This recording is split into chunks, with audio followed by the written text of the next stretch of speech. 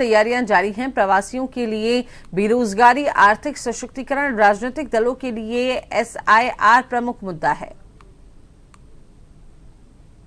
दिल्ली में बिहार से आए प्रवासी मजदूरों की संख्या काफी है। बिहार विधानसभा चुनावों में वे अहम भूमिका निभा सकते हैं। चुनाव इस साल के अंत में होने हैं। राष्ट्रीय राजधानी में छोटे मोटे काम करके गुजारा करने वाले कई लोगों के लिए गृह राज्य में बेरोजगारी प्रमुख मुद्दा है। इस मुद्दे का मतदान पर खासा असर पड़ सकता है। कई लोगों का कहना है कि रोजगार के अभाव में उन्हें राज्य से बाहर जाने पर मजबूर होना पड़ता है। दिल्ली आए जो हम लोग, कोई रोजगार बिहार में नहीं रहते हैं, कोई काम धंधा नहीं है, तो कहीं तो कमा कर खाना है। इसी रोजगार के लिए आए। बिहार में ऐसे हो सरकार जो रोजगार हो। दिल्ली में रहने वाले प्रवासी बिहार की अर्थव्यवस्था बेहतर बनाने और उद्योगों में जान फूंकने के लिए राजनीतिक नेतृत्व से स्पष्ट योजना चाहते हैं।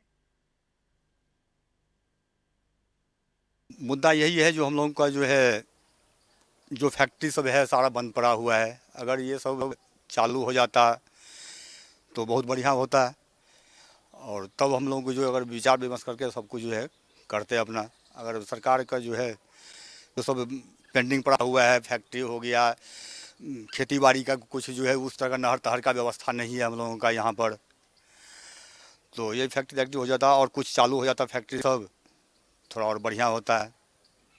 बेरोजगारी बहुत बिहार में है, गरीबी बहुत है। सरकार से यही चाहते हैं कि जो बंद पड़ी फैक्ट्री है उसको चालू किया जाए। जो हम लोग यहाँ आते हैं 15,000, 20,000, 25,000 पर नौकरी करते हैं, उतना अगर हम लोगों को बिहार में मिल जाए तो पलायन कम, सबसे पहले तो बिहार का पलायन रुकेगा। चुनावों से पहले राजनीतिक बहस का एक और मुद्दा राज्य की मतदाता सूचियों में बदलाव है। SIR की प्रक्रिया मुख्य राजनीतिक दलों के बीच तीखी बहस का विषय है। विपक्षी कांग्रेस RJD गठबंधन ने आरोप लगाया है कि पूरी प्रक्रिया में पारदर्शिता का भारी अभाव है।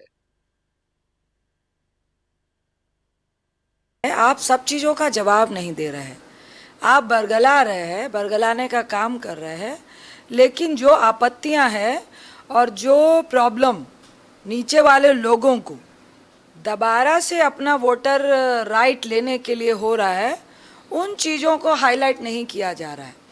आपने बिहार में 65 लाख वोटर्स को हटाया, आपने जिला वाइज दे दिया कि मेरे सुपौल में 1.5 लाख वोटर कटे हैं, लेकिन हमें किसी को नहीं मालूम है किस पंचायत, किस प्रखंड और किस बूथ पे कितने वोट कटे हैं और वो कौन लोग हैं। अगर डेथ हुई है तो किनकी हुई है। अगर आपको लग रहा है कि पारदर्शिता है तो आप डिटेल दीजिएगा ना।